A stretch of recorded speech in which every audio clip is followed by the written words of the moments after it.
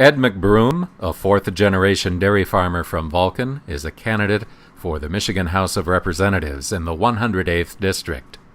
McBroom, a Republican, launched his campaign at a Dickinson County event at Carey Contracting in Iron Mountain. About how many times there's something out there, a new tractor, or another cow, or a piece of equipment that I'd really like to get. And I recognize, boy, if I could have a couple more cows and make a little bit more milk, I could make maybe a little bit more money, possibly. Or if I had that better tractor that didn't break down all the time. And so there's this possibility out there for buying something new. But then I look at the pocketbook and at the market and think, well, you know what, I better get some duct tape and fix that old tractor, or help that old cow limp along for a little bit longer. Our state leaders don't understand that. To them it's, boy, something new and shiny, let's buy that. Let's buy a new bridge to cross Detroit. Let's spend a whole bunch of dollars to make sure people can live in Detroit so they can go across the bridge after we finish building it.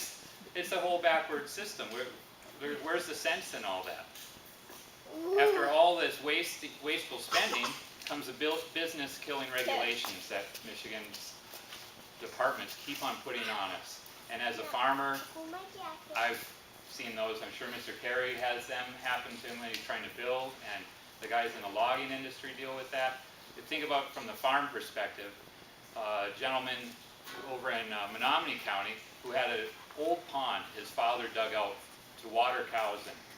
After a while, now 50 years later, the pond has become dangerous and he lost a couple of cows in it. So he decided, well, I'll just fill that in. I've got running water now, I don't need a pond.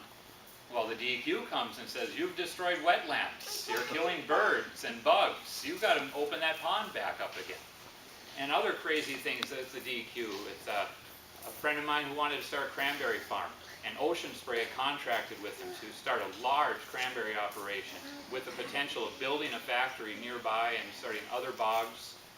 DEQ said, well, cranberry bogs aren't listed as a farming practice in Michigan, so there's no right to farm protection. As if somehow, just because cranberry bogs weren't listed, that wasn't a legitimate farming practice. And it goes on, and now dairy industry is faced with the potential that if you have 75 cows, you have to certify your milk storage as if it was diesel storage. As if dumping 1,000 pounds of milk was the same as dumping 1,000 pounds of diesel on the ground. So we see that just my industry alone, agriculture, is under all these pressures. How are we to grow an industry that has so much potential to help in our state? And that's something that I bring in my candidacy, is an understanding of agriculture that no one else in the legislature right now has. Out of 110 representatives, not a single full-time farmer there. And agriculture is the #2 industry in our state, bringing in over $73 billion right now. It's grown over the last 10 years and is the second largest employer in the state. And yet, that's on top of all the beating down we've gotten from DEQ and other agencies.